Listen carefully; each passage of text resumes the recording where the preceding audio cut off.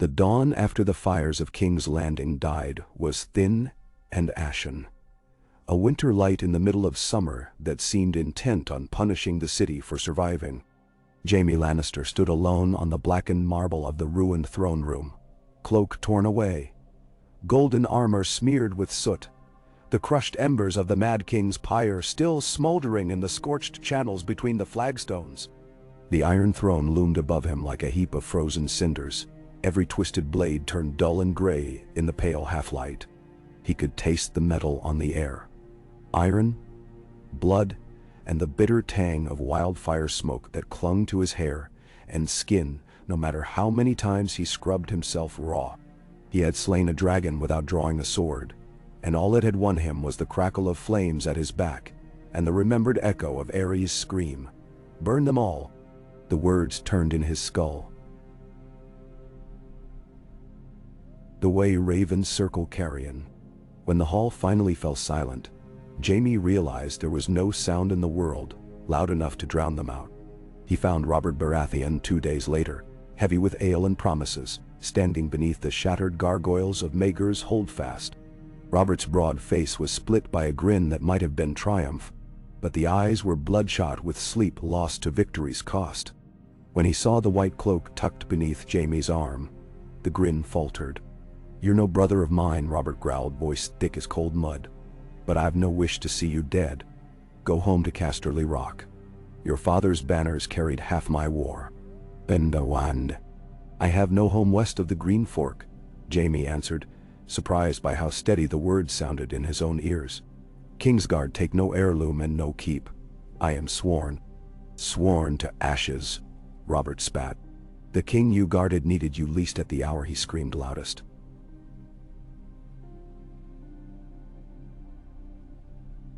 "How many did your sword save?" The reply that rose was sharp and cruel. "None, you drunken oaf." But Jaime bit it down, because sarcasm was a shield for those who feared the spear thrust in return. "I have broken one vow," he conceded, "and the realm may thank me for it. I'll break no second." "Ben?" Robert wiped an arm across his sweating brow. "Then take the black." At the wall they asked no questions of past sins.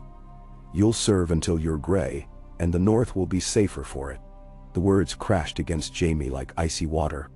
The black. The frozen end of the world, where good men vanished into shadow. Yet in the hollow that treachery had carved in his chest, something stirred, perhaps relief, perhaps dread too tired to howl.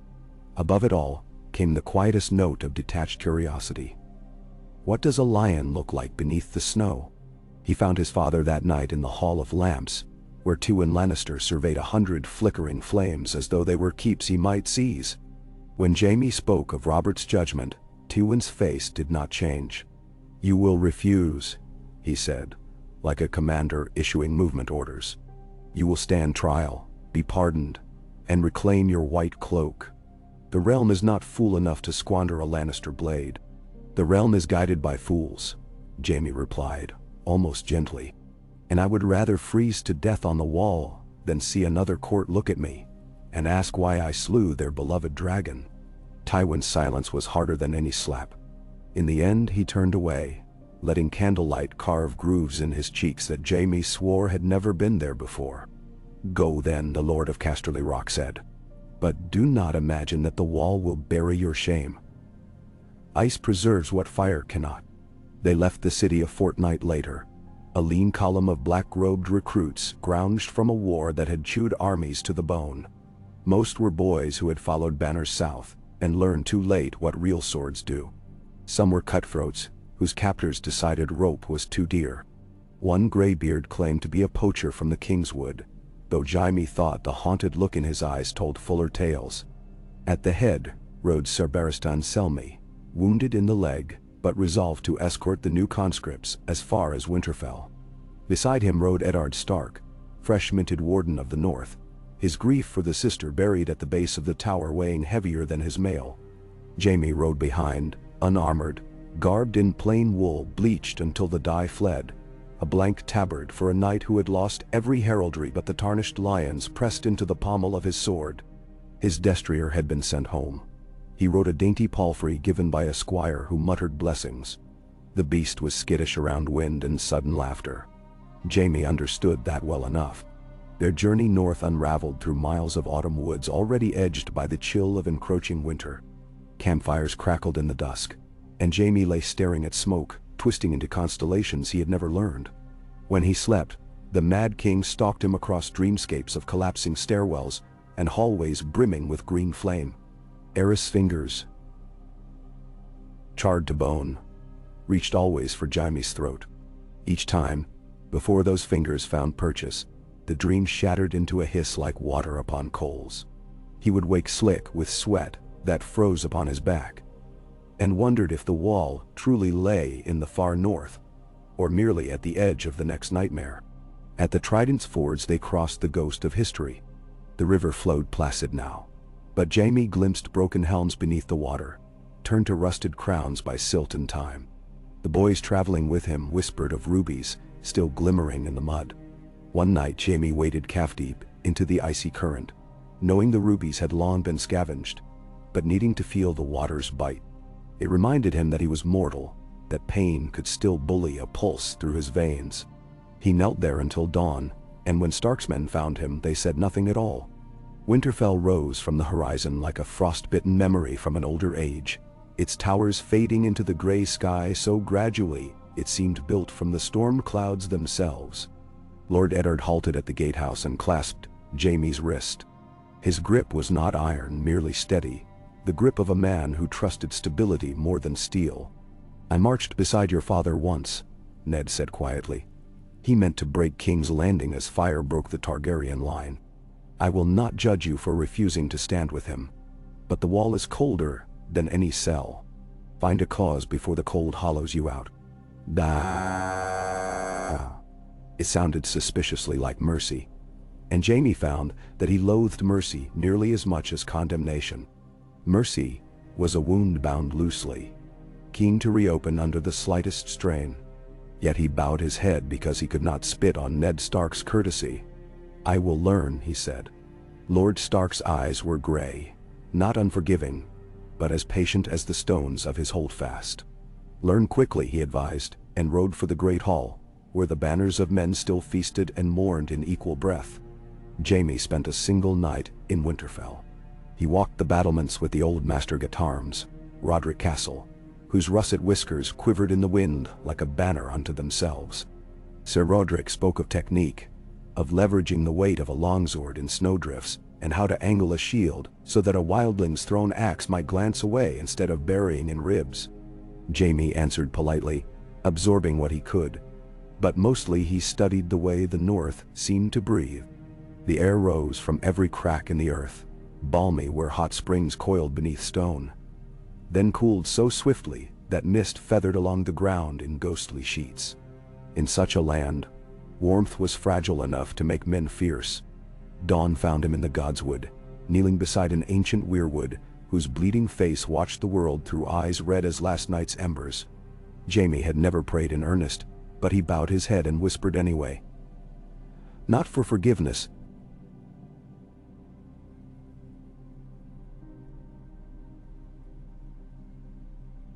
He could imagine no deity patient enough to catalogue his sins, but for clarity.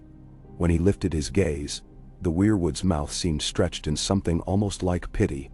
The road beyond the Wolfswood pressed north into spiny foothills, where even fall's reluctant warmth deserted them.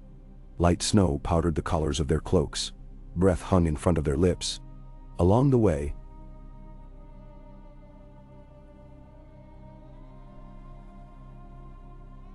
small keeps and holdfasts opened their gates so the watchmen traveling with Jaime might recruit stragglers sentenced by their lords. Horse thieves, poachers, hedge knights too bold with highborn daughters. Every new man eyed Jaime's uncalloused hands and murmured that gold hair like summer wheat surely belonged to some younger son of high station. They deemed him no threat. After all, lions do not prowl so far from sunlit rock. Some nights the talk turned darker, to Queenslayer, Dragonslayer, Oathbreaker. Jaime kept his back to the nearest tree, hand on his sword, though the blade stayed sheathed. He would not quarrel with destitute men who had nowhere left to fall. He had once thought he stood atop all others. Now he tasted the drop beneath. At Queen's abandoned watchtower, a storm pinned them in place for 3 days.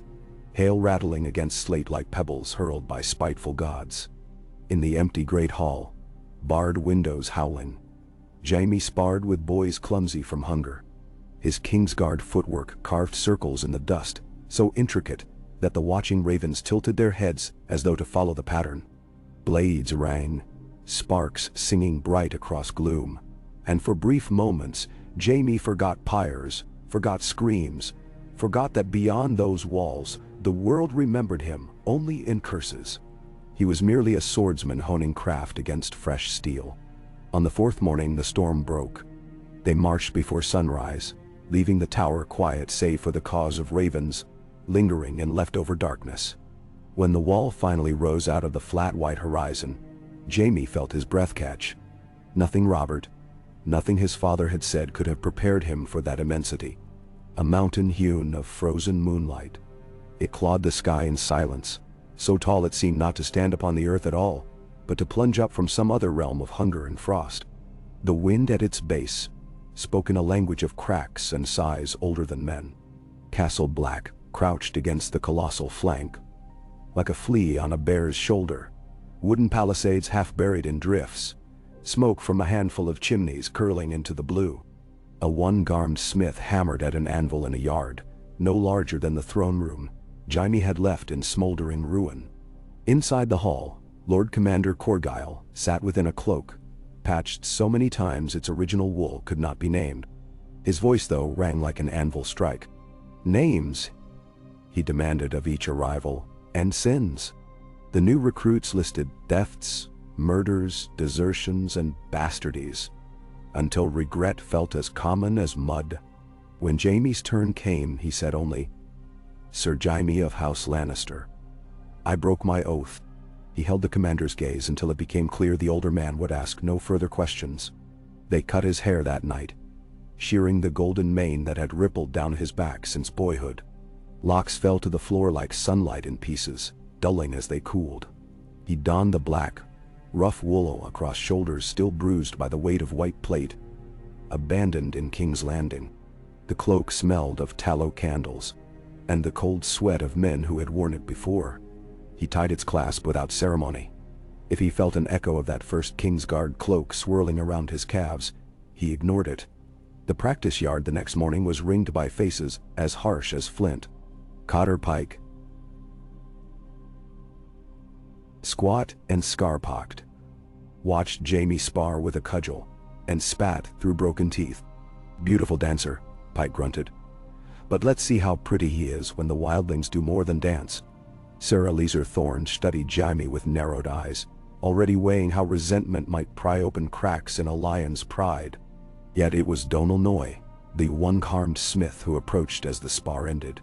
He tipped his leather cap, wiped soot on his apron, and said, "Steel, lad, you move like it's part of you. Keep that edge, but don't confuse grace with strength. The cold dulls every blade, even the one in your hand. Remember to tend it."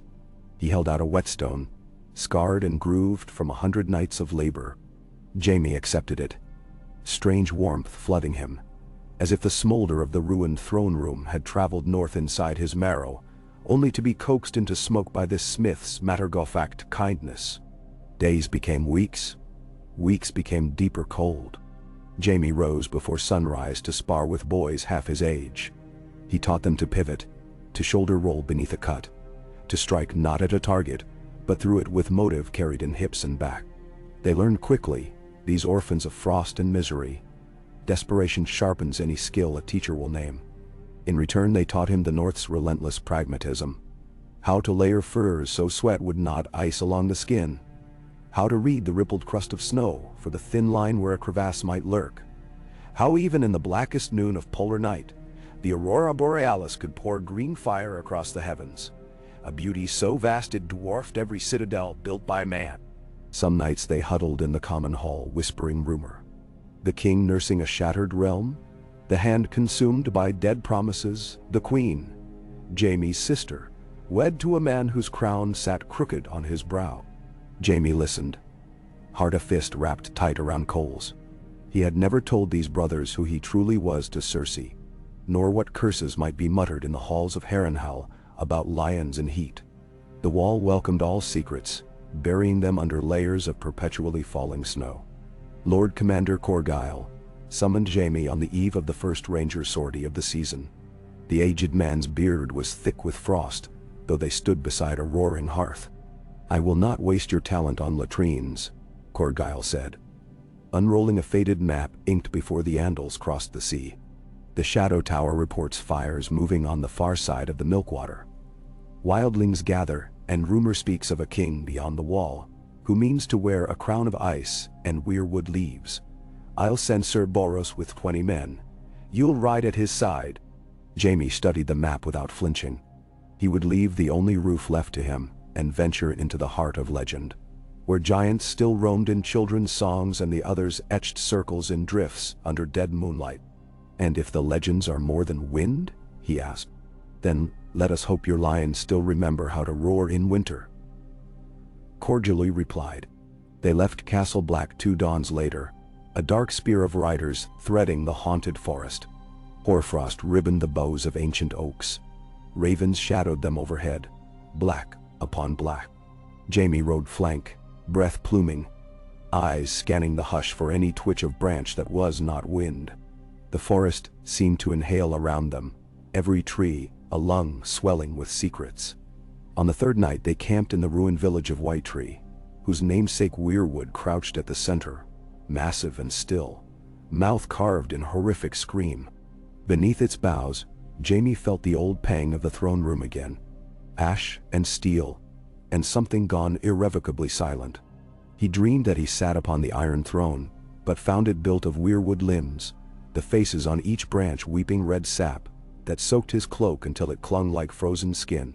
When he woke before dawn, he could not shake the memory of cold sap trickling between his shoulder blades. Dawn's first light had barely silvered the snow when Cotterpike hissed an alarm. From the northern trail came shapes, ragged lamplight flickering between them. Rangers took position, bows half drawn. But when the figures broke from the trees, they proved to be wildlings. Women, children, men too thin, faces hollowed by famine. They stumbled forward as though whipped by unseen storm. Their leader, a woman with tangled gray hair, shouted in the common tongue, "The dead walk. We flee shadows whose eyes are blue." None among Pike's men laughed at the tale. Jaime looked past her, half expecting the forest to offer up some nightmare even fools would choke to name. Instead, there was only the silence of drifting snow. Yet the fear in that woman's eyes was weight enough to break steel.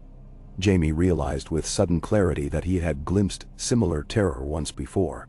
In the Mad King's blood-stained gaze, when the wildfire began to feast on flesh. Sir Boros ordered the wildlings disarmed and bound until they could be questioned at Castle Black. The gray-haired woman surrendered a bone knife carved with runes Jaime could not read. As he tied her wrists, she stared at his face. "Golden boy," she whispered. "Sunfire has no place here." She nodded to the looming trees. "The night has its own kings." Words like prophecy or madness, Jaime could not decide which unsettled him more. They pressed on, escorting the refugees south. Snow thickened into a relentless curtain. By the time they regained the wall, dusk was collapsing under the weight of iron-colored clouds. Watchmen hauled the creaking gate wide, and Jaime rode beneath the great ice arch into Castle Black. Above, torches traced broken constellations along the ramparts. That night the wind howled so fiercely shutters tore free and slammed against walls. Men huddled in the hall swore they could hear distant horns calling from beyond the wall. 3 blows unheard since the long night. The others. Fear traveled from man to man like frost creeping across glass. Jaime sat polishing the edge of his sword, careful strokes on noise whetstone, and recalled the hiss of wildfire in King's Landing. How similar dread smells, whether born of flame or ice. He did not sleep.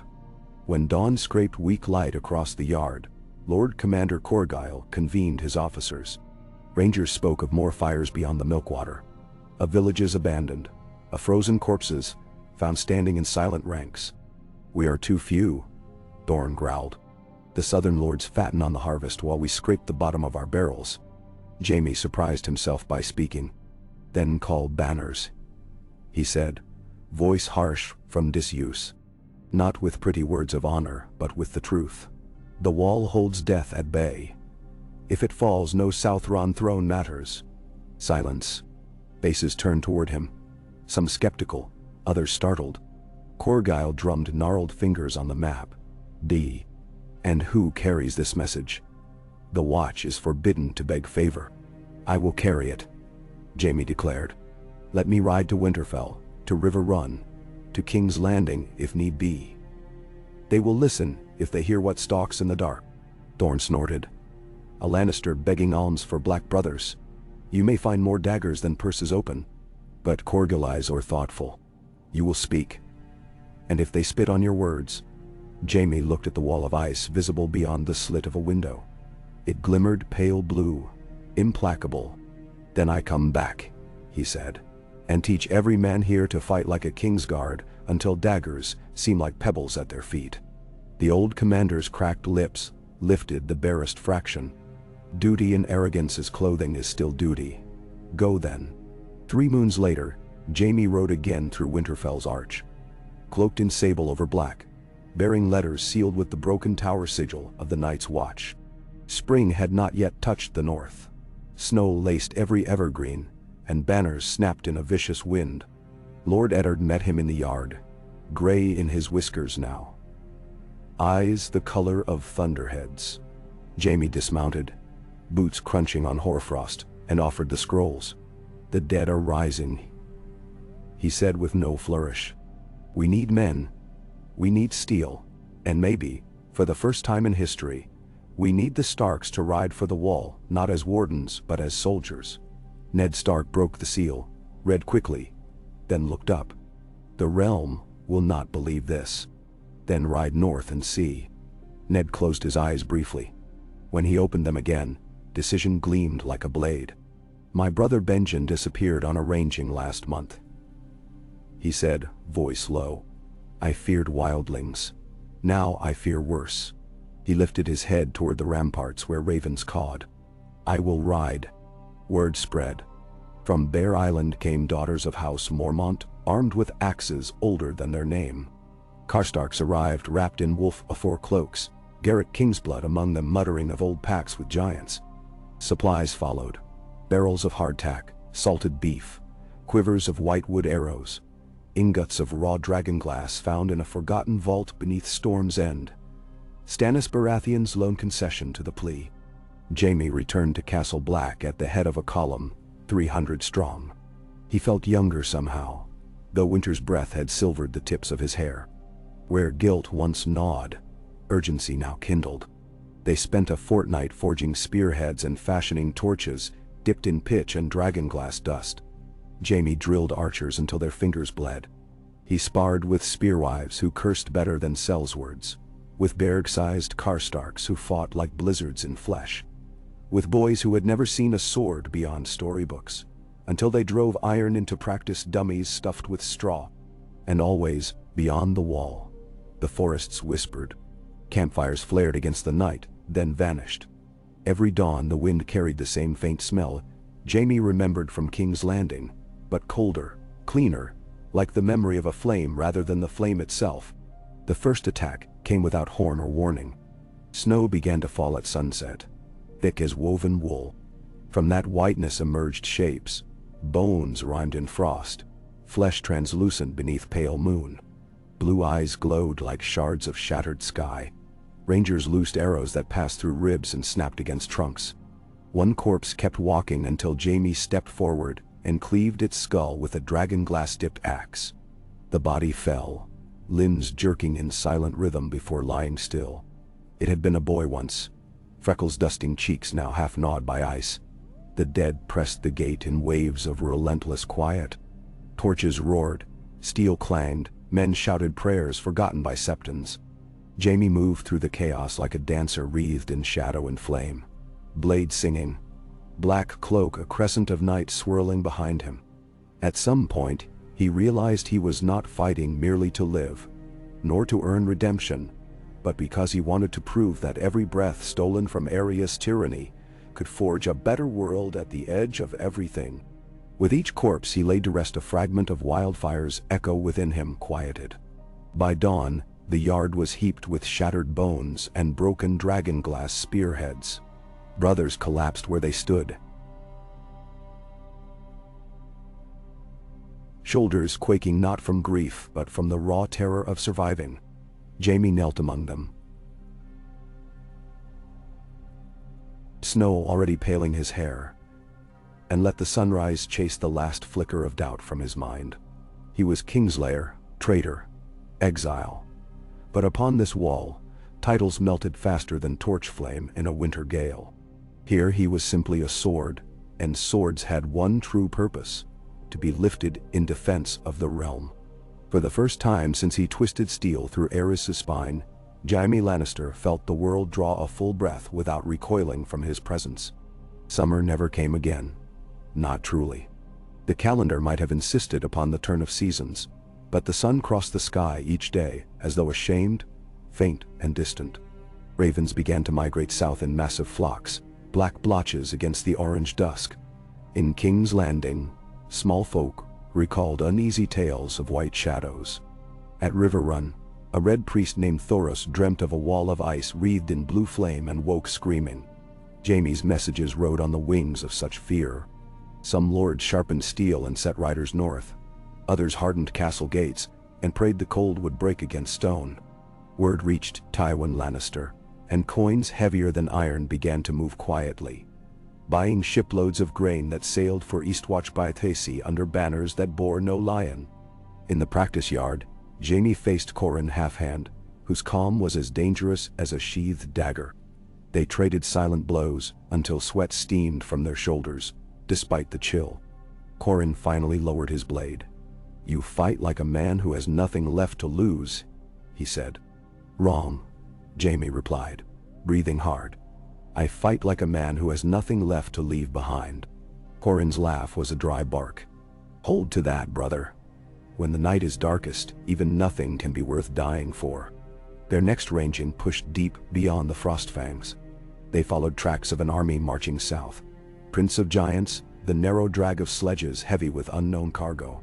Everywhere they went, villages stood empty, doors swinging on broken hinges, hearths cold beneath chimneys black with recent flame.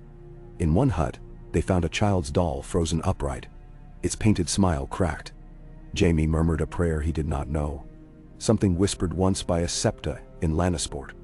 It felt as futile as a candle in a blizzard, yet he muttered it anyway.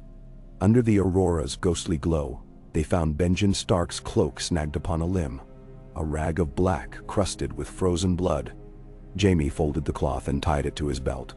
When he returned it to Winterfell, he would do so not as evidence of death, but as a promise that some pieces of the fallen could still reach home. Days bled together. The crunch of boots on crusted snow, the rasp of whetstone, the smell of wood smoke filtered through pine. Talking by the fire one night, a ranger asked why a southern knight with hair like sun-bronzed straw would trade golden courts for a life of charcoal dusk. "Because castles burn," Jaime answered, "but walls can be rebuilt stone by stone." No one pressed further. They all bore histories that would not survive another retelling. Late in the long twilight of what should have been midsummer, horns sounded from Eastwatch. Ships dotted the gray ocean horizon. Fleets from the north, from the Vale, from Dragonstone itself. At their prow stood lords and ladies whose city shoes slipped on frost-slick planks, yet who came anyway because nightmares had begun to cross their borders. Melisandre of Ashai walked among them, eyes alight like banked coals. She spoke of a great other and an Azor Ahai reborn. None among the Night's Watch cared for prophecy, only torches that could burn the dead into dust. If the woman had fire, let her bring it. Snow began to fall with renewed purpose, thick flakes that clung like memory. Under that veil, Castle Black became a crucible. Squires from the Vale drilled side by side with flint-skinned spearwives. Smithies rang round the clock, reforging ornamental blades into functional lengths of death. Jaime worked among them, arms aching from hammer and file. When he slept, He dreamed of wildfire still. But now he woke to frost on his lashes instead of sweat. The fire's voice was growing distant. The night before the Great March, he found himself on the wall, alone save for the whining wind. Below, the haunted forest stretched black and unbroken, but for a few campfires burning far to the north, small as sparks on cloth. He tried to imagine the men there, if men they were, gathered around those flames, plotting how to unmake heat and heartbeat alike. Did they recall being alive, or did death erase history the moment it took hold? He took the whetstone from his belt and began to hone his longsword by moonlight.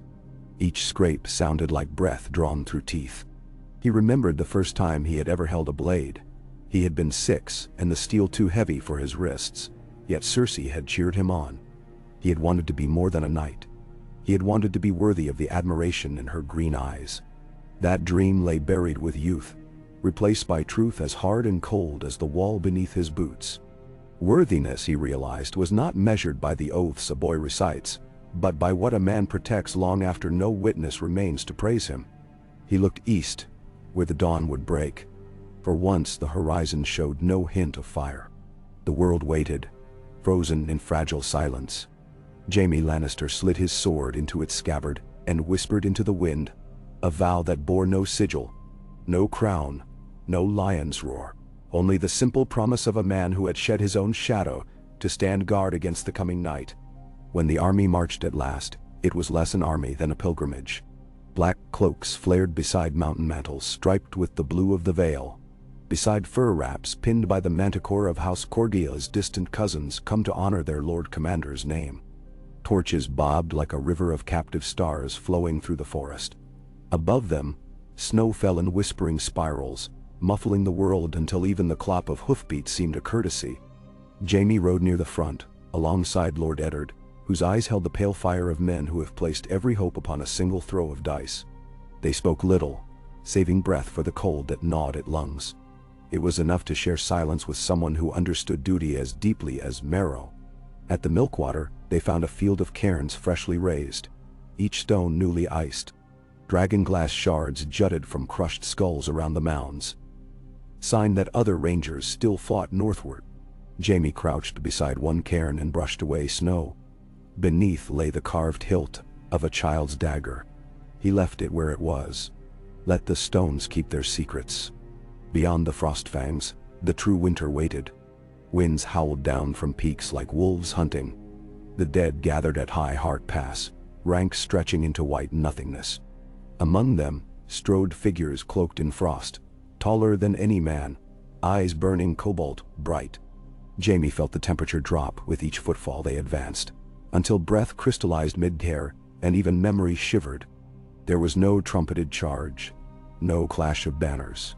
Battle ignited with the crack of ice beneath boot and the roar of torches as pitch met frigid air. Arrows hissed, axes rose and fell, steel shattered where it met swords forged of ice so cold they birthed steam from flesh. Jaime's world shrank to the arc of his blade, the crunch of snow under constant pivot, the hiss of breath leaking through clenched teeth. He parried a white's cleaver, wheeled and severed spine. Yet the corpse crawled on hands grinding ribs against ground like broken saws. Only flame stilled it. So Jaime fought in circles, dragging wounded men behind the blaze of pitch barrels that spewed light into night. Somewhere in the chaos he saw Corin half-hand disappear under a tide of grasping fingers. Cerberus lost an ear and half his cheek to frostbite in the span of heartbeats, but fought laughing, hacking until dragonglass dust coated his beard. Melisandre strode barefoot upon snow that melted beneath her, flames streaming from her hands like ribbons, her chanting swallowed by the guttural shriek of things long dead. Jaime's arm numbed until he fought by reflex, Kingsguard precision reduced to raw intent. Yet here, precision mattered less than refusal. He found Eddard Stark locked against another whose sword bled cold mist. Their blades rang like funeral bells. Jaime leapt to flank, drew his dagger of dragonglass, and plunged it into that cold armor. The figure shrieked, erupted into fragments of diamond ice that cascaded glittering into the dark. Ned stared, then nodded once. Acknowledgement forged in extremity stronger than any vow sworn before a septon. The dead did not retreat so much as disperse, collapsing into snowdrifts as the others shattered or melted back beyond the ridge. Dawn came slow and red, painting the world in a strange dawn fire color, like embers remembered by a hearth grown cold. The field lay silent, but for the crackle of torch stubs, and the soft sigh of snow settling over bodies of friend and foe alike. Jaime could not feel his fingers. He flexed them until a faint pulse returned. Before him, the wall seemed closer than ever, a white artery in the land. Behind it stirred the realm he had once served poorly. Ahead lay an enemy older than any throne, patient as glaciers. He knelt to clean his blade in snow already stained russet, then rose. Around him, survivors moved with the cautious wonder of men delivered from drowning onto uncertain shore. They began to build pyres. Smoke curled skyward in slender threads, signals to any still fighting miles away that one field at least had been held. Jaime watched sparks whirl upward, vanishing into clouds, and felt an unfamiliar steadiness root in his chest. The Kingslayer had died somewhere between the wall and this battlefield, burned away by cold deeper than wildfire's heat. What remained was a Night's Watch brother, who knew that walls are not merely built of ice and stone, but of every vow strong enough to stand against the longest night. Beyond him, Ned Stark wrapped Benjen's torn cloak around his own shoulders, eyes fixed on the horizon where more foes surely waited. Jaime stepped to his side. No oath was spoken. None was needed. They turned north together, swords in hand, torches held high, and walked once more into the forest that had no end, bearing within them the stubborn ember of lives reforged not by crowns or keeps, but by the quiet, unyielding necessity of keeping dawn alive. Okay. The wind scoured the snowfields like a whetstone grind steel, sharpening every sound until the faintest rustle seemed the snap of a bowstring. Jaime Lannister stood atop a low ridge of ice, black cloak thrashing, surveying the aftermath of their Pyrrhic victory at High Heart Pass. The pyres still burned behind him, pillars of gray smoke leaning eastward under the relentless gale. With each gust, ash scattered over the frozen corpses of the fallen dead and the forever dead alike, a mingled soot indistinguishable in the blizzard's blur. Somewhere among those heaps lay Corin Halfhand, what pieces the cold had spared, and Sir Boros, whose laugh had gone silent beneath a shroud of ice. Jaime forced himself to catalogue every loss. Memory was their lone reliquary. If they forgot, the cold would claim even the integrity of grief. He counted the living instead. 134 brothers of the Watch still able to wield steel, 61 Northmen under Karstark banners, 43 spearwives, a scattering of Vale archers plucked from ranks now decimated, 3 red priests, their faith unbroken, but their eyes hollow, and Ned Stark, who moved through the camp like a shadow anchored to duty. Jaime's own limbs trembled whenever he paused, but he took care to let no one see the shake. Kingsguard pride lingering perhaps, or merely instinct. A lion must never appear lame on the Serengeti of suspicion. Nightfall loomed less than an hour away, a violet bruise spreading over the sky. They had to move. 30 leagues of broken terrain separated them from a supply depot hastily raised at the gorge, where Eastwatch boats had landed barrels of salt pork, lamp oil, arrow shafts, and, most precious, crates of dragon glass freshly carved on dragonstone. To reach it, the survivors would march across ground the enemy had tested once, and would surely test again. Jaime descended the ridge, boots crunching over wind-carved drifts, until he found Ned Stark consulting a leather-bound journal near the remnants of the command tent. Frost had turned Ned's mustache into white bristles, but his eyes burned with iron clarity. "Lord Stark," Jaime began, and Ned looked up, nodding for him to continue. "At our slowest pace, the march to the gorge will take 5 days. We have food for 3. Ned closed the journal, tucking it beneath his arm. "Then we march faster," he answered. "Many can't," Jaime countered. "Half the wounded can barely stand, and every one of us risks frostbite the longer we're exposed. We need shelter every night, cairn caves, hunting cabins, anything with a roof and a fire pit." "There's a line of abandoned crofters' huts near Dead Squire's Hollow," Ned replied. "A shale bluff to block the worst of the wind, and springs that won't freeze all the way to bedrock."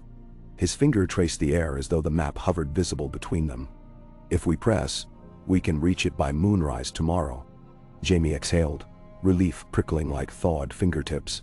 I'll organize rotations, scouts ahead, rear guard staggered with torchbearers. Every 4th hour we change positions to keep blood flowing. Ned surveyed him, expression unreadable.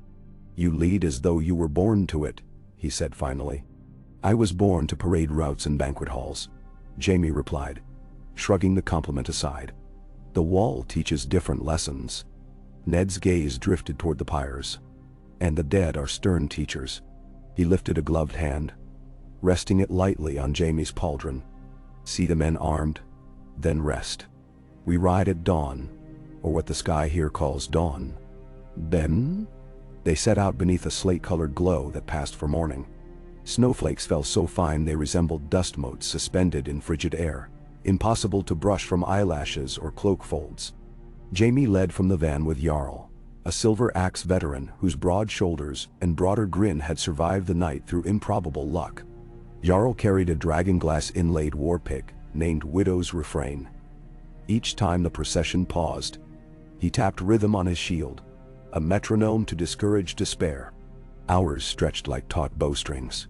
The land unfolded in serrated ridges and ice-choked ravines, every valley carrying echoes that made it hard to judge distance.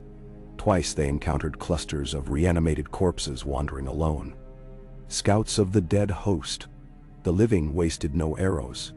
Torches did the work, Vorian Karstark's men sweeping forward in practiced wedges to pin the whites while spear wives thrust burning brands into brittle spines. The flames hissed, bodies collapsing in silent surrender. Jaime kept Lannister's steel sheathed when fire sufficed. Conserve strength, he reminded himself. There would be darker nights soon.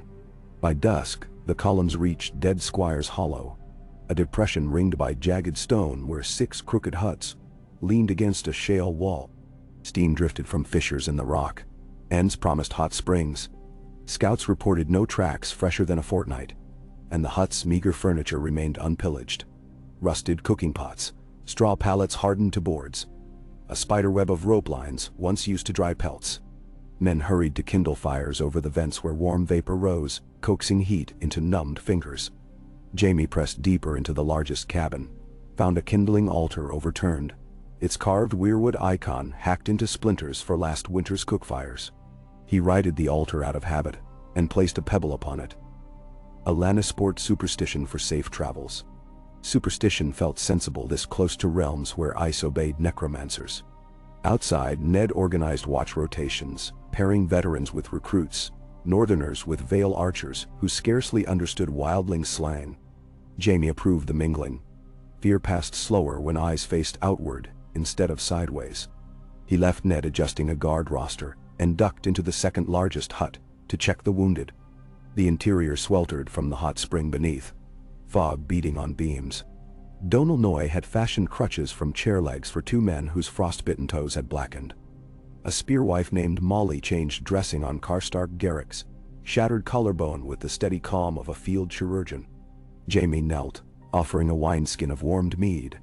Molly shook her head but accepted the flask for Garrick, who managed 3 gulps before sleep reclaimed him. Beyond the hush of the wounded shelter, night thickened, while the aurora draped pale green ribbons overhead. Jaime stepped outside to patrol the perimeter. Torches burned at regular intervals, their light falling in pools upon snow that glittered like shattered glass. The watchman's breath rose in steady clouds, a comforting sign of life. Jarl loitered near the southern edge, humming an off-key march tune. Jaime joined him. Never seen a sky like this, Jarl said, tilting his helmet back. Back home in Skagos, clouds swallow the stars.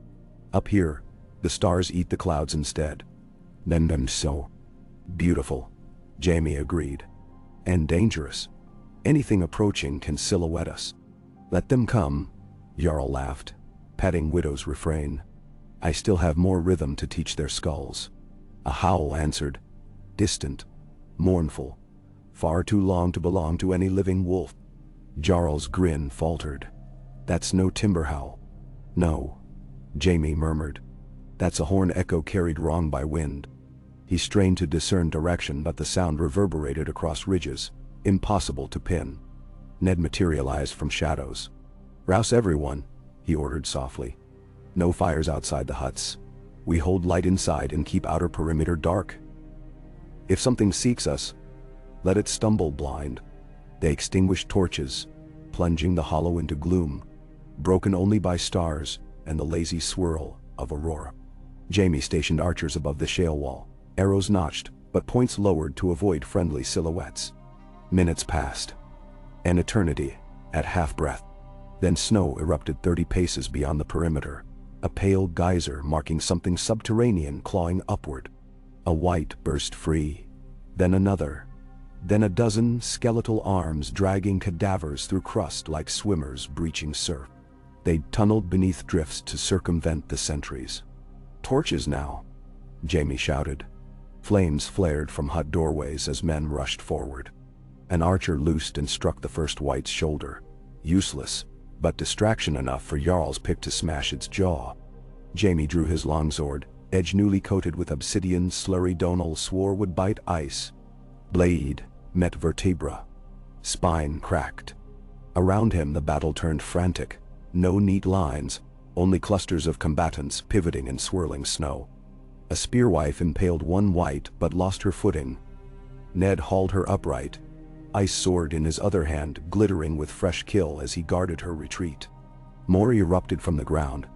20 at least, cadavers stripped by frost until they resembled wax dolls of strangers. Dragonglass worked, as did flame. But for every corpse destroyed, 2 more scrabbled up, pulled by unseen coordination. Jaime sensed the larger pattern. They emerged along a crescent that encircled the hollow's southern lip, steering the defenders backward toward the huts. A bottleneck would crush them. "Break north," he roared, slashing through a kneecap. "Push them into the springs." At first only Jarl heeded, pivoting northward. Shield rammed into ribs of a half-rotted giant kin. The white staggered amid steam vents, ice armor melting where hot vapor licked. Molly sprinted behind, wielding a torch like a mace. Others followed, momentum slowly shifting. Ned bellowed a command that rose above the wind. "Form to the heat." The living pivoted, co-opting the hot springs as natural flamethrowers. Scalding mist hissed across white flesh. Bones cracked under sudden temperature shock. One by one the reanimated fell, brittle limbs shattering. In minutes the last torso squirmed, futile until a spear pinned it.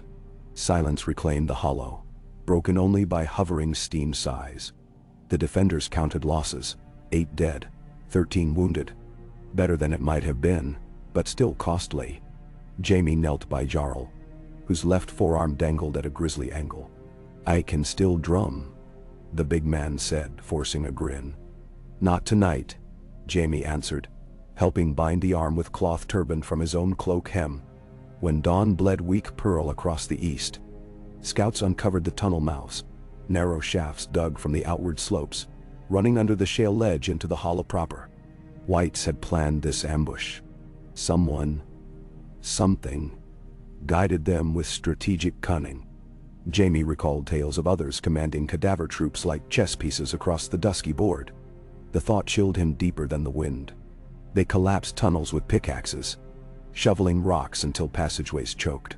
Then the wounded were loaded onto sledges fashioned from broken hut doors. Progress would slow, but at least survivors lived to walk slower miles. As they departed Dead Squire's Hollow, pillars of smoke still drifted from the springs where charred bones hissed in boiling pools. Jaime wondered if any trace of their humanity survived steam scalds and dragonglass wounds. Unlikely. Death recognized no previous tendency.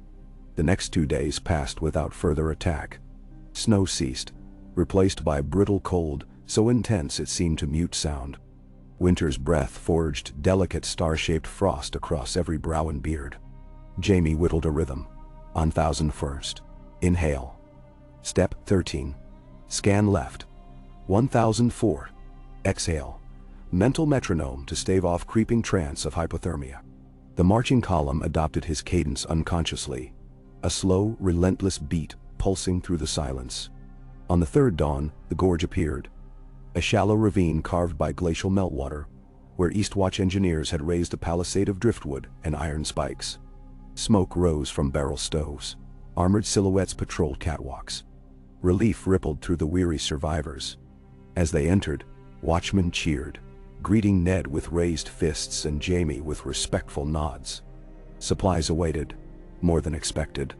Crates of dried cod from Sisterton, casks of Taroshi fire wine, and a bundle wrapped in scarlet silk bearing the crowned stag of Storm's End. Jaime helped unload the last, prying rope knots until silk folded away to reveal 12 shining blades. Valyrian steel. Ned lifted a longsword from the bundle. Gray metal veining rainbow ripples under pale sun. Lightbringer, Stannis calls it, Ned said, reading the parchment tied to the hilt. New forged at Dragonstone. Valyrian art lost for centuries, Jaime murmured, hefting the sword. Balance perfect. Edge keen enough to shave ice from breath. How did he manage it? Maester's whisper of dragonfire rekindled in forges under the volcano. Ned replied. Or sorcery in the night's blood. I care only that it bites. No. They allotted the blades to proven hands. Nen kept Lightbringer. Jaime accepted one he dubbed Oathcleaver. Molly received a shorter arming sword. And Jarl, arm and sling, insisted on a Valyrian dirk to offset his maimed offense. Donal Noy stoked the stoves and melted pans of snow water to wash wounds. Spirits rose a breath above despair. Yet news traveled with the same wagons. 5 new keeps south of the Milkwater razed by reanimated hordes. An entire shadow tower ranging vanished beyond Skirling Pass. And ravens from Mole's town reporting columns of blue-eyed giants smashing watchposts along the west road. The enemy adapted faster each day, their numbers swelling from villages they overran. For every white burned, 5 peasants died elsewhere, only to rise in March. War of attrition favored the cold. Jaime retreated to a makeshift command tent, a stretched sail slung between pines. He unrolled maps, shaking his head as Ned pored over casualty figures. We strike at roots, not branches, Jaime said. Kill the others, the necromancers. Whatever sorcery binds their horde. Entry points along the spine of the Frostfangs hide them. I propose a strike team. 24 veterans, Valyrian steel, dragonglass grenades Donal can rig. Slip in, slay their liege, cripple command chain. Ned traced a mountain contour. Risky. But if we wait for them to breach the wall, we lose the only barrier narrowing their front. I'll lead. No. Jaime laid a gauntlet lightly on the map. You rally Northmen, call banners south of the neck. The watch still needs a southern champion. I go. These men trust I can cut what needs cutting. Ned studied him. The white streaks in Jaime's hair glinted beneath lantern light. Kingslayer once, Ned said, voice low. Knight's Kingslayer next perhaps. Are you certain? Certainty is for children, Jaime answered. Purpose must suffice. Ned nodded slow. Then we plan. They spent hours drafting routes, selecting volunteers. Molly, Jarl, Garrick, a priest named Harmon, whose prayers could ignite oil slicks, 2 ravagers skilled at silent throat cuts, and 5 of Ned's best hunters. Donal prepared glass globes filled with naphtha and crushed obsidian shards. Ned drafted letters to be carried by Raven. Rally calls, final wills, contingency orders in event of failure. He sealed them with black wax. That night Jaime lay awake under creaking boughs, studying Oathcleaver's dark surface reflecting dim starlight. He tested the edge with a thumb, drawing a bead of blood. A drop crimson, as Lannister crimson, but dulled by night. He wiped steel across furs. Cersei's face flickered in his memory. Exquisite anger when last he saw her. Whispering that he would die unknown on a filthy glacier. Perhaps. Yet if the world survived, perhaps someone would recall a tale of a lion who roared where only direwolves dared. That would be enough. Snow fell heavy by dawn, thick flakes clogging air. The strike team assembled under silence, each clasping hands with those who remained. Ned embraced Jaime briefly. 2 warriors acknowledging boundary between them dissolved on blood-stained ice. Remember Winterfell has hot springs under the castle, Ned said quietly. Return to feel them. Jaime managed a crooked smile. I plan to soak until my sins wrinkle away. He mounted a frost-dappled Garin borrowed from Eastwatch stables, and led the file northward, leaving the gorge's wooden ramparts shrinking amid swirling white. Behind him, Ned Stark raised Lightbringer high, the Valyrian blade catching weak sun and flaring a single gleam, hope distilled to a shard. For 5 days they advanced under conditions that would have turned lesser companies to statues. They avoided valleys where snowdrifts rose higher than horses' heads, sticking to ridgelines crusted firm by wind. Harmon recited quiet prayers from the rear, breath puffing like incense. Garrick scouted ahead with Molly, their footfalls soundless on powder. Jarl, arm bound to chest, carried a horn strapped across his back, signal of last resort. On the evening of the 6th day, they reached a plateau ringed by ice-carved spires. From its far edge, the land dropped into a basin where eerie blue light pulsed. Jaime crouched behind a snow-crowned boulder and peered through spyglass. Hundreds, perhaps thousands, of whites milled within, surrounding barrows of translucent ice. At each barrow's peak stood an other, tall, gaunt, armor glimmering with frost patterns, reminiscent of leaf veins. They gestured with slender blades, directing cadavers to haul black stone blocks toward the basin's center. A structure rose there, a dais or altar, where runes flared with spectral luminescence. Ritual site, Molly whispered, eyes wide. They're forging something, or someone. Harmon murmured. Jaime lowered the glass. We break it before it completes. They circled east, descending narrow goat paths until the basin's rim loomed a short sprint away. Garrick signaled. 2 whites, patrol 20 yards left. Jaime's hand lifted. Hold until they passed, disappearing behind a column of ice. Dragonglass bombs on the barrows first, Jaime ordered. We slip through confusion, strike the others directly. Valyrian steel only. Normal iron shatters. If you see blue eyes on a still-standing corpse, sever the neck and keep moving. Da. Jarl grinned, unslinging Widow's refrain. Less drumming, more carving. They advanced. Snow-muffled boots. The hiss of wind masked approach. 2 whites emerged suddenly, but Molly dropped them with twin obsidian hatchets before the cadavers managed to groan. The team reached the outermost barrow. Harmon knelt, whispered to Ralor, then rolled a glass orb down the ice slope. It cracked against the base, releasing a whoosh of orange flame flecked with obsidian shards that embedded in bone. The entire barrow erupted, ice exploding outward in steaming shards. Cadavers collapsed. The blue-eyed general atop dissolved in a scream that iced the marrow of every listener. Not stealth any longer, time for speed. They sprinted toward the dais as alarm rippled through the horde. Jaime swung Oathcleaver, blade humming. First other he reached parried with a spear of frozen mist. The shock numbed his elbow, but his stance held. He riposted, edge-shearing spear halved in half. Second stroke decapitated, shards flaring like shattered diamond.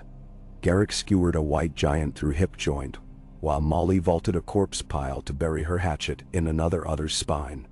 The dais glowed brighter, runes racing across its surface.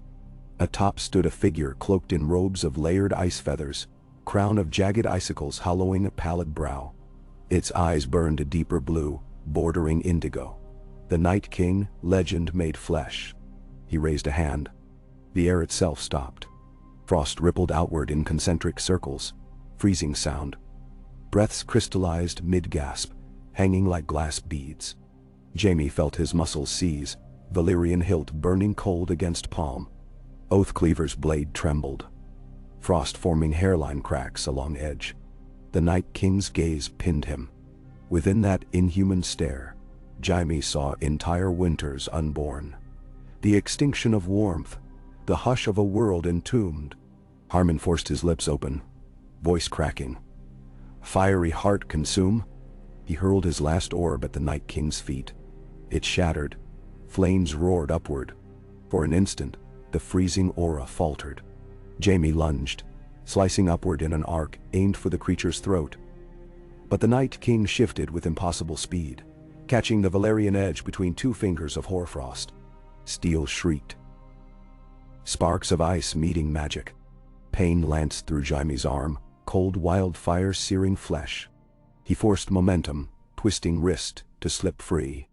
The Night King's fingers left frostbite prints on Oathcleaver, yet the blade escaped his grasp. Jaime reversed grip, slashing low to hamstring. The creature leapt back, robes swirling like shattered mirrors. Meanwhile, Garrick and Jarl fought outer whites converging on dais steps. Jarl's one-handed swings hammered skulls, dirk flicking between ribs. Garrick, though wounded, roared House Karstark oaths, dragging wounded corpses into flames.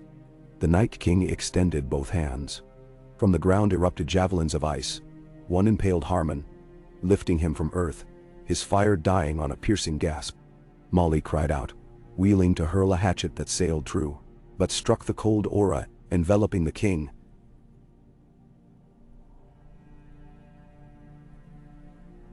Spinning away useless, Jaime circled, searching for weakness. Valyrian steel needed contact, pierce deep, disrupt magic. Flame or glass alone would not fell this foe. But the aura shielded him like invisible mail. He recalled Donal Noy's advice: steel dulls in cold, but fire tempers steel hard again. Harmon's broken orb still leaked naphtha flame across dais stones, flickering near Jaime's boots. Heat tugged at nerves numbed by frost. He glanced at Jarl. The big man met his eyes, then his grin returned, understanding without words. Jarl pivoted, tackling two whites deliberately toward the Night King's flank. They crashed into the aura, momentarily dimming it as undead forms dissolved. The aura's radius shrank a pace. Jaime moved in that heartbeat of vulnerability, stepping into naphtha flames, boots igniting. Heat surged through his calves, pain scorching. He lunged, scream of agony twisting into battle roar, Oathcleaver ablaze with runoff fire. The Valyrian edge met the Night King's chest just as the aura flared back. Blade bit. Crack. Like the calving of a glacier. Blue light fissured through the Night King's torso, racing along limbs. Time slowed. The creature's mouth opened, silent wail, crown fracturing into splinters. Then his body shattered, burst of diamond shards radiating outward in explosive ring. The shockwave punched Jaime backward. He landed hard, cloak half burning, boot smoking. Around the basin, every white froze mid-motion. Blue flames guttered from sockets, then winked out. Bodies toppled like felled trees, thumping dully in sudden hush. Garrick slumped against a broken pillar, blood streaming. Molly limped to Harmon's corpse, gently closing his vacant eyes. Jarl stumbled to Jaime, helped stamp out flames licking cloak. It's done, Jarl rasped. Jaime struggled upright, boots charred, soles blistered. Oathcleaver's edge glowed dull red, cooling. Frost still rhymed the fuller, but cracks sealed as steel relaxed. He stared across the basin where towers of ice now sagged, their sorcerous cohesion gone. The ritual altar dimmed, runes guttering out. A strange hush fell, whined like a sigh of long-imprisoned souls suddenly released. For the first time since Jaime crossed the wall, true warmth brushed his cheek. A faint southerly breeze carrying scent of distant pine, untainted by rot. The sky above remained dark, but dawn's line blushed faint rose beyond the Frostfang peaks. Jarl leaned heavily on Widow's refrain. If the Night King is truly gone, maybe the rest will crumble, or another will take his crown. Jaime cautioned. We need proof. Bring his shards south. They gathered what fragments they could. Slivers of ice that refracted light like opals, bundling them in layered furs to slow sublimation. Molly found the Night King's blade fused to altar stone. Its ice had melted, leaving only a glassy residue. She scraped it into a vial. Garrick fashioned a travois for Harmon's body. He would not be left. The others wrapped their own wounds, silent, each processing miracle differently. Through prayer, stoicism, or hollow disbelief. Before departing, Jaime climbed the tallest remaining pillar to survey horizon. No movement among distant ranks. White stood frozen in place far as he could spyglass, statues awaiting commands that would never come. He allowed himself a breath, a moment where Kingslayer guilt eased. Then he descended, voice hoarse yet steady. We march. The return journey blurred in haze of exhaustion and injury. Yet each league south revealed signs of thaw. Frozen streams trickled under thin ice. A jay called, a living bird. First song Jaime heard in months that did not portend doom. Cadavers encountered lay inert, disintegrating to mush where sun touched. Jarl tapped them experimentally with pick, no response. Spirits rose, albeit cautious. Could victory be so swift after centuries of dread? Jaime refused to trust grace until proven. 5 days later, they crested the ridge above the gorge. Below, tents lined the ravine, multiplied thrice since they'd left. Winterfell's banners fluttered alongside Arryn falcons and Baratheon stags. Word had spread. Armies gathered. Watchmen spotted the strike team. Horns signaling. Cheers rolled up the slopes. Ned met them at the gatehouse, flanked by Donal Noy and a dozen highborn captains. Jaime dismounted, boots still half charred, and strode forward. In his arms he carried the bundle of icy shards, now faintly misting. He knelt, offering them. Ned accepted, lifting a shard into dawnlight. No blue glow, only dead ice. His shoulders sagged as months of vigilance released. "You did it," he whispered. "We did," Jaime corrected, nodding to Molly, Jarl, Garrick Dada. "But we don't yet know what remains beyond furthest peaks." Ravens exploded from roosts on tent poles, startled by commotion. Jaime watched them spiral into crisp cerulean sky. Truly blue for once, without that milky pall. Sunlight touched his cheek warm enough to melt a snowflake. Proof. Donal rubbed a shard between thick fingers. It crumbled like brittle glass, releasing a puff of steam. Whatever magics bound this frost are broken. Ned turned to assembled officers. "Ride forth. Verify every outpost. If the whites fall where they stand, we'll believe resurrection undone. Until then, no banners furl. The wall holds still." A chorus of assent. Yet beneath, relief sparkled. Men glimpsed their families within reach again. Feasts beyond salt pork. Children seeing spring. Jaime remained stoic, though inside a sapling unfurled leaves long dormant. Ned clasped Jaime's wrist. "Winterfell's pools await," he said with quiet smile. "Hot springs enough to scald regret," Jaime answered. He felt suddenly weightless, as if the wall's gravity lessened. That night fires blazed across the gorge. Bonfires, not pyres. Soldiers danced, Northmen stomping feet to drumbeats, Jarl provided by tapping widow's refrain against a kettle helm. Garrick, arms splinted, sang. Molly coaxed Vale archers into circle games. Jaime sat apart on a hewn log, studying flames. The crackle reminded him of wildfire but lacked its hatred. These flames warmed. Ned approached with 2 cups of spiced wine, handed one over. They drank. "Tomorrow I send ravens south," Ned said. "The realm will need to know who carried steel into the abyss." Jaime shook his head. "Tell them the wall demanded a price. Leave names out." Ned frowned. "You deserve redemption. Redemption is surviving to protect again." Jaime replied. "Not songs?" Ned considered, then nodded slowly. They sat in companionable silence, watching sparks swirl into night sky now silvered with stars. Winter did not vanish, but it retreated. Frost lay less deep. Snowstorms less wild. Whites rotted where they fell. Scavenging crows returned. Scouts reported abandoned wildling villages repopulating with survivors who'd hidden in caves. No others sighted. A thaw of cautious optimism swept the Night's Watch and the northern levies. Within weeks, Jaime led a convoy south, carrying the Night King fragment sealed in lead boxes to Old Town's citadel for study. Ned traveled with him partway, splitting west toward Torrhen's Square to oversee relief. Their farewell was brief, 2 soldiers acknowledging luck.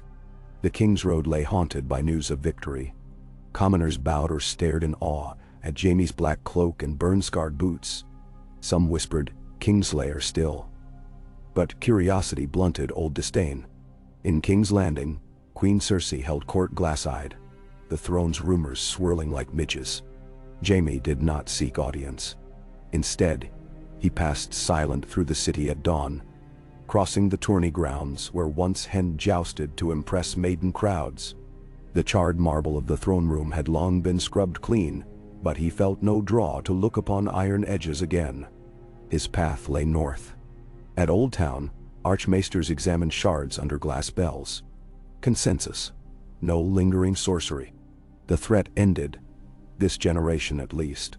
When Jaime returned to Winterfell, the castle steamed with spring melt, pools lying mirror still beneath budding weirwoods.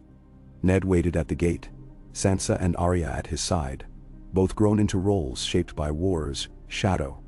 Arya eyed Jaime's sword. Smile crooked. "You'll teach me that pivot you used on Dad's practice yard," she demanded. Jaime bowed, promising. He spent 3 days in the hot pools, skin crinkling indeed. Regret did not scald away, but it softened, pliable enough to shape into something akin to peace. When he emerged, Molly scoffed at his pruned fingers. Jarl claimed they resembled old man raisins. Laughter echoed across stone halls once thick with mourning. A council convened in Winterfell's great hall. Lord Stark, Lady Lyanna Mormont, Lady Barbary Dustin, Sir Roderick Castle, maesters, commanders, and Jaime, representing the Watch. They debated future Watch strength, wildling amnesty, trade routes through the gift. Jaime stood, voice steady. The wall stands but cannot survive complacency. 100 years, 1,000, winter will find new avatars. We must cede garrisons, maintain northern alliances, and treat the wall not as exile but first shield. Heads nodded. Policies drafted favored better supply lines, rotating southern levies, mixed culture training with free folk died. In the courtyard that evening, Jon Snow returned from an eastern ranging, ghost-white direwolf padding beside. Jaime greeted him, intrigued by the boy's calm maturity, reminiscent of Ned yet touched by deeper brooding. They sparred at dawn. Jon's longsword tasted Oathcleaver's edge in friendly clash. Jaime corrected his footwork. Jon corrected Jaime's guard against upward thrust. Both laughed. As moon rose, Ghost settled at Jaime's boots. Direwolf accepting lion scent, perhaps sensing Redeemer beneath sin. Jaime scratched white fur, feeling the world's sharpness dulled by possibilities. He walked the battlements alone later. North wind mild. Under starlight the wall gleamed faintly across horizon. No blue torches flickered, no horns sounded thrice. Jaime inhaled crisp air. Structures burn, walls crack, but vows persisted in veins as long as one heart pulsed to keep dawn alive. He touched pommel of Oathcleaver, its Valyrian ripples dark as midnight rivers. Above the quiet land, dawn's first pale stripe glimmered. Not long ago, such dawn seemed threatened by endless night. Now it promised seasons beyond fear. Jaime Lannister turned his face to that light, a smile ghosting his lips, not triumphant, merely grateful. Whatever histories the realm carved, he had forged his place among sentinels who saved worlds, one silent watch at a time. And when the first crimson sliver of sun crowned the distant peaks, he whispered a final vow. Not for kings or queens or songs, but for every nameless brother who would one day stand where he stood. Gaze north, and remember that even the fiercest winter can be taught to kneel beneath the steel of those who refuse to yield. Okay. One day, et al. The thaw advanced in cautious increments, as if the land feared to trust its own reflection once the ice receded. First came mist that rose from the King's Road in the noontide sun, curling around horse hooves like the exhalations of a waking giant. Then puddles formed in ruts, reflecting a sky bluer than men remembered. Buds dared open on birch twigs. Crocuses pierced old snowbanks with purple spears. Ravenskings across the north issued the same astonished report. Streams ran free midwinter, and the long night shroud frayed at the edges as though invisible hands unpicked its darkest stitches. At Castle Black, men stood on the ramparts at dawn, breath steaming, gazing southward where a pale haze blurred the horizon. Some whispered the wall looked shorter now, the sky taller, the future improbably wide. Jaime Lannister, felt the seasons shift inside his bones, like joints finally setting after a long fracture. He threw himself into rebuilding the watch, not with the grim resignation it once demanded, but with something bordering on fervor.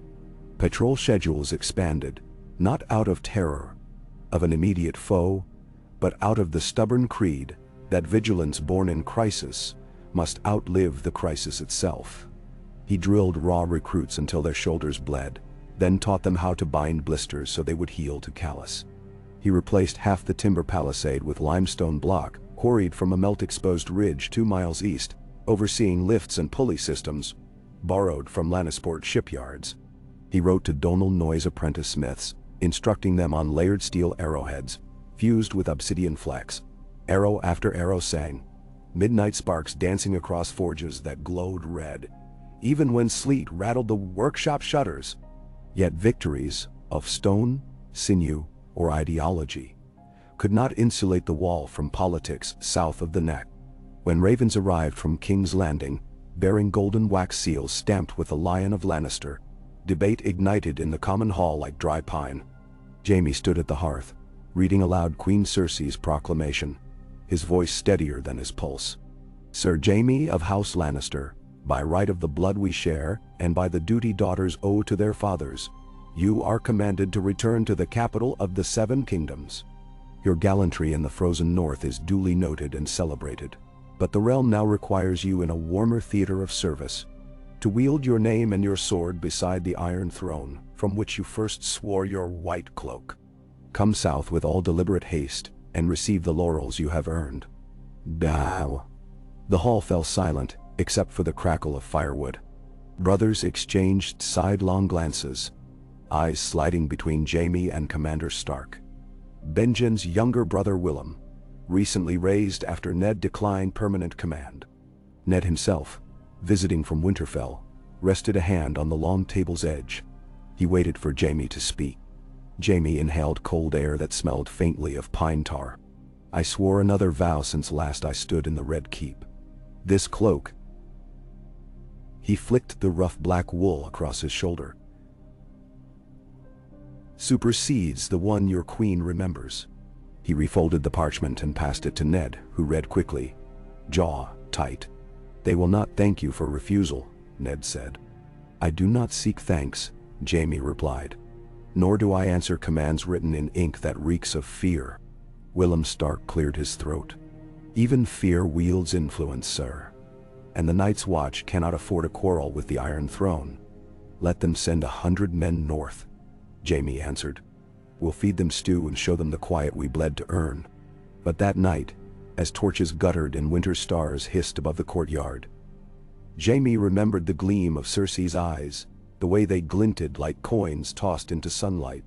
Part of him, part woven of gold and grief, ached to see her once more, to explain that redemption was not abandonment. He confessed as much to Ned over flagons of mulled wine. She will not understand, Ned said gently.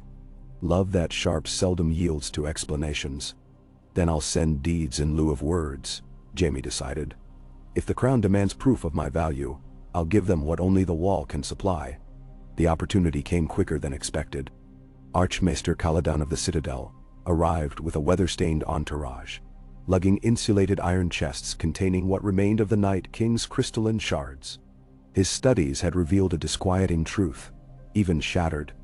The ice fragments hummed with trace energies, emitting pulses measurable by alchemical instrument. Dormant lightning, Caladan called it. Like embers trapped under frost. Goin. The shards were stable in Old Town's dry vaults, but if exposed to prolonged cold, true polar night chill, they might ignite new sorcery. They must be consigned to dragonfire, the Archmaester decreed, his beard trembling with earnestness. Dragonstone alone boasts hot enough flame. We must melt them until they are mere vapor. Dragonstone. Jaime weighed the name like a draught of bitter ale. Stannis held the island now, king in ambition if not acclaim. Valyrian forges had birthed the blades that felled the Night King. There was symmetry in returning the remnants to that volcanic crucible. And there was political elegance. Escorting the shards south would let Jaime stand before the Iron Throne, not in supplication, but as guardian of a peril still misunderstood by courtiers. Ned concurred. Travel by sea is fastest, but Eastwatch harbors remain choked with bergs. His finger traced a map pinned by candlelight. We ride to White Harbor, board a cog under Manderley colors, sail for Blackwater Bay. I'll write Lord Wyman, he owes the watch more than one fat favor. Preparations filled 2 days, provisions packed, raven routes arranged, command roles delegated. Molly volunteered to lead the escort. Garrick, arm healed, insisted on joining, as did Jarl though his shoulder still twinged. Jon Snow requested leave to accompany them, arguing the shards were his burden too. Willem Stark granted permission, but made him swear to return. On a gray dawn that spattered sleet like thrown gravel, they departed Castle Black. Jaime, Jon, Molly, Jarl, Garrick, Archmaester Caladan, 2 mute assistants, and a dozen black-cloaked guards. The chests rode on a mule-drawn sledge sealed in leather tarps. They followed the King's Road through passes where winter's retreat left black mud sucking at hooves. At Mole's Town, brothel lanterns hung unlit, windows shuttered in midday. A solemn hush of citizens half-convinced night's silence might break if they laughed too loudly. Jaime bought casks of beer anyway, leaving a coin purse fat enough to rouse music after he left. White Harbor greeted them with gull cries and the briny musk of thawing piers. Lord Wyman Manderley himself waddled down the gangway of a broad-bellied cog, christened the Goodwife. Cheeks flushed in cold wind. He bowed so low his chins pressed wool collar. "The North owes you a debt of living springs, Sir Jaime," he proclaimed, voice booming. "This vessel will bear you to the capital swift as tide gods allow. My nephew Torrin commands her. Steady hand, quick eye." He glanced at the tarpaulin-draped chests. "I trust you carry graves of fears we shall never dig anew." "Graves we prefer to scatter as ash," Jaime said. They boarded at dawn tide, sails snapping white. Jon leaned at the rail, Ghost beside him, both sniffing salt air with identical curiosity. The crossing south proved mercifully calm, sea lanes cleared of pack ice by early thaw. Gulls escorted them days. At night luminous plankton shimmered in the Goodwife's wake like emerald constellations drifting across dark water. Jaime spent hours on forecastle deck, teaching Jon finer points of parrying feints. Molly gambled dice with sailors. Jarl bellowed saga songs until watchmen on distant decks applauded across water. But dreams dogged Jaime. Night after night, a throne of slagged ice rose before him, reshaping into the Iron Throne, then collapsing into molten green flame beneath Dragonwing. He woke sweating despite breeze, half fearful the shards below would pulse awake and sing for Dark Masters lost. They sighted the red walls of King's Landing glittering under unseasonably bright sunlight 10 days later. Rising heat veiled the city in damp haze, though snow still patched rooftops like powder sugar. The Goodwife docked at the River Quay. Gold cloaks boarded, gaping at Night's Watch black.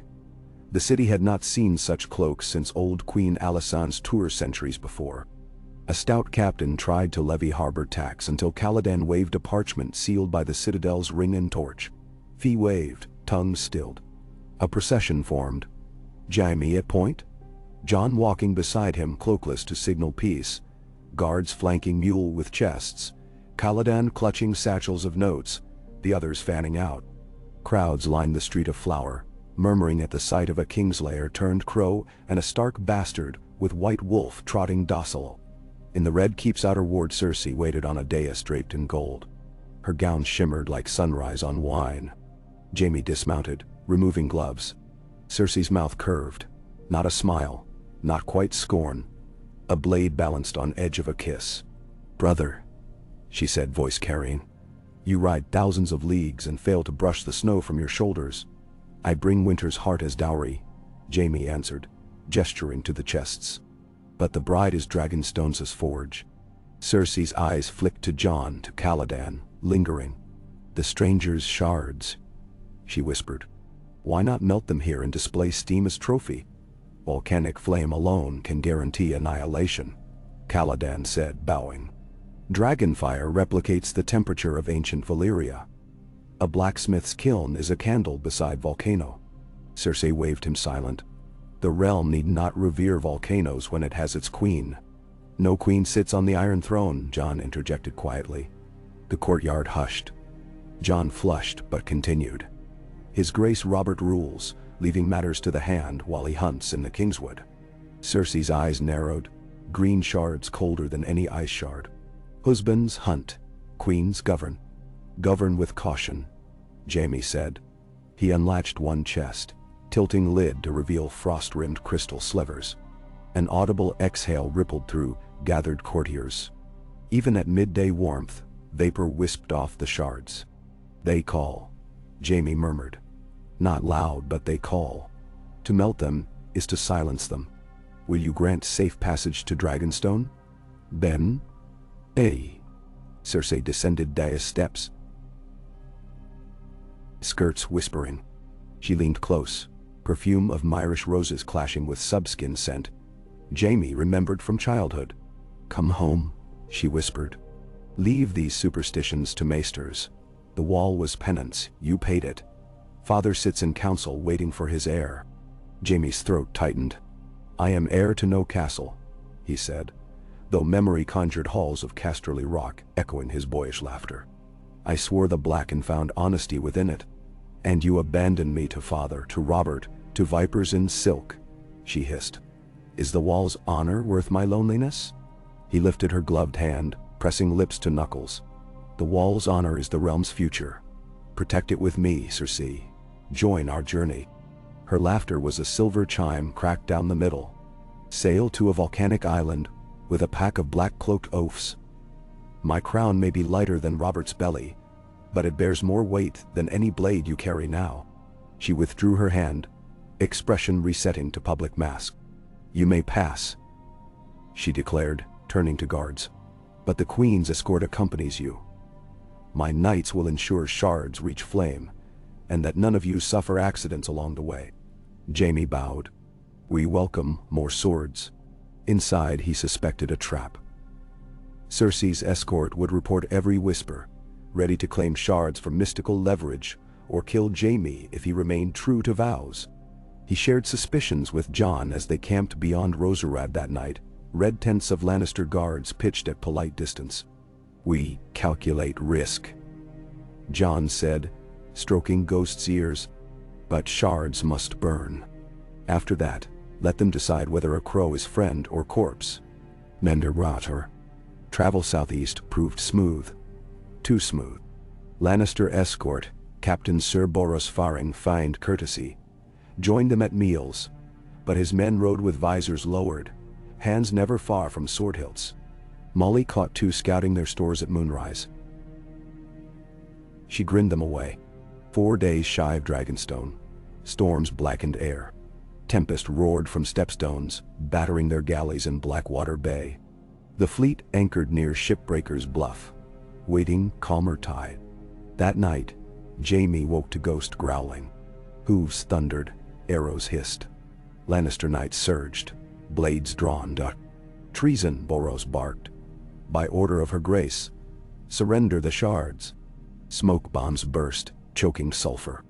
Jaime rolled, slashing bonds of sleep with instinct. Oathcleaver met steel, sparks flaring. Joan's cry answered, Ghost lunging. Molly darted among horses slicing hamstrings. Garrick hurled a dragonglass grenade into shadow. It exploded, shards lacerating visors. The fighting churned sand and flame along shoreline. Knights outnumbered watched 3-1, but surprise faltered as guards tripped on slick rocks. Jaime fought two at once, parrying high, thrusting low, twisting hips so burn-scarred boots anchored weight. Steel rang in ears like bells of guilt had silenced long ago. Finally, Boros himself charged, mace whistling. The first blow numbed Jaime's shoulder. Second, he caught on sword crossbar. Third, he sidestepped, sweeping leg. Boros crashed, helm cracking stone.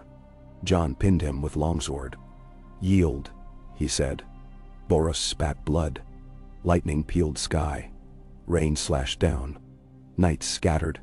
Morale drowned by shock of Ghost White Wolf, tearing gashes through ranks. Torches doused, only lightning illuminated carnage. Splash of crimson on black sand. Shards of enemy armor twinkling in surf. When dawn sneaked crimson behind Stormtatter, survivors tallied dead. 5 brothers wounded, Jarl pierced in thigh. Lannister losses, 12 dead, 8 fled. They bound Boros, confiscated livery. Jaime stared at the smoldering remains of a supply cart. Worry creeping? Shards? He yanked tarp aside. Iron chests still latched. Frost puffed weakly but stable. Gratitude tasted like ash. Narrow escape carved further trenches of fatigue. Jon proposed sailing ahead with skeleton crew. Storms eased, but politics thickened. If Cersei wanted shards, he argued, shall try again. The sooner their ash, the safer the wall. The good wife, though damaged, could limp south. Caladan agreed. They loaded chests, set sail under gusty skies. Boros remained prisoner, shackled in stern cabin, glowering. Jaime visited him midday. What orders bound you to treachery, he demanded. Boros sneered. I carry only one loyalty, gold. Jaime sighed, sliding a dragonglass shard across table. Then you know its bite. Pray you never taste full fury. He left Boros staring at black glass that swallowed light. Dragonstone erupted through mist like a leviathan fossilized mid-breach. Sulfur stench rolled across waves, mingling with gull shrieks. On the stone pier, Stannis Baratheon waited clad in scaled leather, jaw granite. By his side stood Davos Seaworth, salt-streaked beard twitching as he studied approaching Cog. Jaime disembarked first. Saluting, Lord Stannis, we bring you sworn enemies' bones. Stannis' mouth curled almost upward. Whether in greeting or prelude to reprimand, none could tell. Enemies leave bones, threats leave seeds. Let us salt these before they root. He led them through winding causeway tunnels into belly of the Dragonmont, where crimson glow pulsed like a titan's heartbeat. Liquid magma roiled below iron catwalk, heat hammering lungs. Caladan supervised hoist, lowering chests over edge. Chains groaned, lids opened. Shards glittered once, then tumbled into core. They hissed, flashed blue, vanished. Steam whirled upward, carrying echoing shrieks so faint Jaime wondered if his memory invented it. Silence followed, deep, reverent, final. Caladan sagged as though heavy pack slipped off. Stannis nodded curt approval. It is done. Back in courtyard, Davos offered flasks of rainwater. Jaime drank greedily, throat raw. Molly hugged Garrick, who gripped bandaged side. Jon leaned on parapet, eyes distant. What now? He asked softly. Now we ride north, Jaime answered. The wall expects our report. But Stannis approached, gauntlet on hilt. Before you go, lend me your ear, kings, Sir Jaime. He corrected himself mid-title. The throne sways between Robert's indulgence and Cersei's intrigues. Your testimony in court could steady it, reveal assassination attempt, show that rot spreads beyond the capital's wine-stained walls. Memand. Jaime considered, feeling chainmail shift across shoulders still tight from battle. The wall forbids politics, he began. Truth is not political, Stannis insisted. Truth needs witness.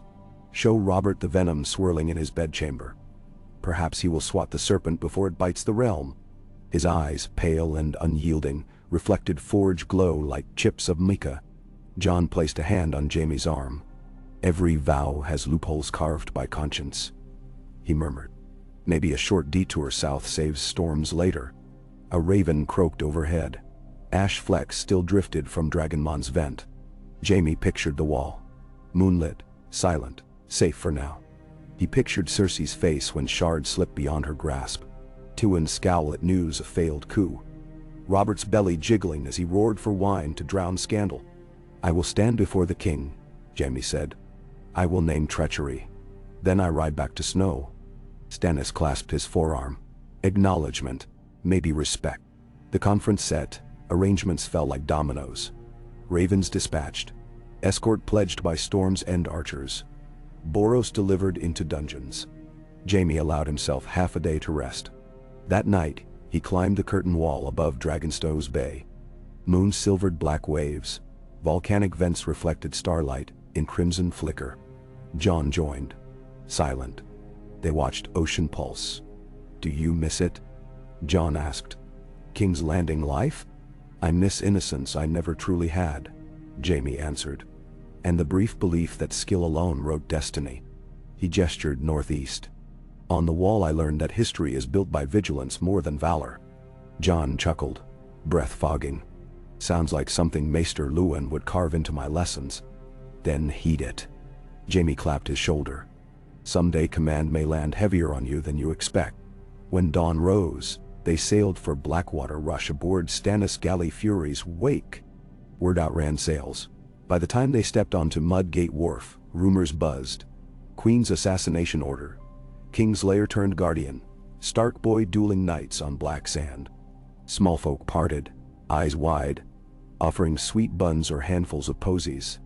One child pressed a white rose into Jon's hand. He tucked it behind Ghost's collar. In the Red Keep's throne room, Robert Baratheon slouched on iron dais, wine goblet dangling. Grand Maester Pycelle stood at elbow. Lord Baelish lingered like shadow. Varys watched with fox-like amusement. Cersei sat to Robert's left, expression porcelain calm. Jaime knelt, Jon following. Caladan presented scrolls of forging notes and Stannis witness statement. Jaime recounted everything. Night King's fall. Shard's danger. Attempted seizure. He spoke plainly, no flourish, no condemnation, simply fact. When he described Boros's confession, Cersei's nostrils flared, but mask held. Robert rose. Surprisingly steady. "You killed Eris to save this city," he rumbled. "Now you keep saving it. 7 bless you, brother." He glanced at Cersei. "Wife, explain your knight's actions." She spread hands. Overzealous loyalty. He believed the shards belonged in royal vaults, sought to safeguard them. "I did not sanction violence." Menorwinde. Jaime heard the subtext like sword scraping scabbard. Robert's brow furrowed but ale-hazed brain accepted. He ordered Boros stripped of rank. Night's Watch escort commended. Feast declared. Later, in Solar overlooking Bay, Cersei confronted Jaime alone. Candles cast twin glow in her eyes. "You humiliated me," she whispered. "Before court, before vipers who will strike at scent of blood." "I shielded you from worse," Jaime replied. "If Boros acted alone, you remained stainless." She reached, fingers tracing scar on his burned boot, expression softening. "Come back," she said. "The wall can spare one sword." He caught her wrist gently. "The wall may always spare one sword, but not mine." Her hand slipped away. For a heartbeat her vulnerability stood naked. Then armor snapped shut. "Then freeze," she said, turning. "I shall burn bright enough for both of us." They parted without farewell. Jaime felt weight lift yet heart ache. That night's feast roared with laughter, but Jaime sipped water. Jon sat beside, equally reserved. When bards sang of dawn rising after long night, Jaime left hall, climbing ramparts to watch torches flicker below. King's Landing smelled of garlic, sweat, promise, betrayal. He exhaled, tasting all at once, then let it go. They rode north within a week. Jaime, Jon, Molly, Jarl, Garrick, escorted by royal decree to supply posts along highway. The further they traveled, the lighter their spirits. At the Trident, spring sprayed alder branches with catkins. At Moat Cailin, marsh reeds rustled instead of ice crack. Crossing Neck Causeway, frogs chorused for first time in years. When Castle Black's towers rose against twilight, horns sounded single welcome for returning rangers. Brothers rushed gates, cheering news. No whites sighted since thaw, wildlings sending furs in trade for axes, free folk children sledding on slopes where once they marched to flee terror. Willem Stark embraced his brother Jon and clasped Jaime's arm with gratitude unspoken. That evening, Jaime convened assembly in Common Hall. Fire roared, benches packed. He spoke of capital intrigues, of shards scorched to vapor, of necessity to hold memory so vigilance endures. Monsters abolished by flame may yet slumber in soil, he said. When they stir, let our watch be unbroken. He drew oath cleaver, laying it across stacked hands of recruits. One by one they vowed to keep dawn alive. After crowd dispersed, Jaime climbed external stair to parapet, where new-laid stone replaced rotting wood. Stars blazed, aurora faint memory. He rested palms on cold crenellation. Rough granite bit calluses like affectionate nip. Below, campfires glimmered across Frostfang horizon. Wildlings toasting new era, perhaps singing of unlikely heroes. He heard faint drums, Jarl teaching recruits cadence again. Molly's laughter rose. Joan's voice countered. Ghost barked playfully. Jaime breathed, closing eyes. For first time, silence in his mind held no echo of wildfire scream, only hush of snow and distant waves of Dragonmon's molten sea. In that hush, purpose thrummed. A sword may dull, a wall may crumble, but the man who wields vigilance carves eternity one heartbeat at a time. He opened eyes to dawn's first band of rows, edging east. Sun climbed steady, brushing light across ice face of wall. Now fortress, now monument, always reminder. Jaime set hand on pommel of oath cleaver, steel warm from body heat. Stand. He whispered to stones, to sky, to souls of fallen. Stand still. And in that moment, as light poured over parapet, and caught in gold strands of hair winds had not yet silvered, Jaime Lannister, once Kingslayer, now brother, watched the world wake. No frostbite shriek, no blue-lit horror. Only quiet promise of seasons renewed, and knew he would stand as long as the wall stood. Perhaps longer, because sometimes one vow. Well kept, the wind answered with a soft sigh. Not whetstone now, but gentle breath through blooming heather somewhere south of snowline. Jaime smiled, turned, and descended to morning drills.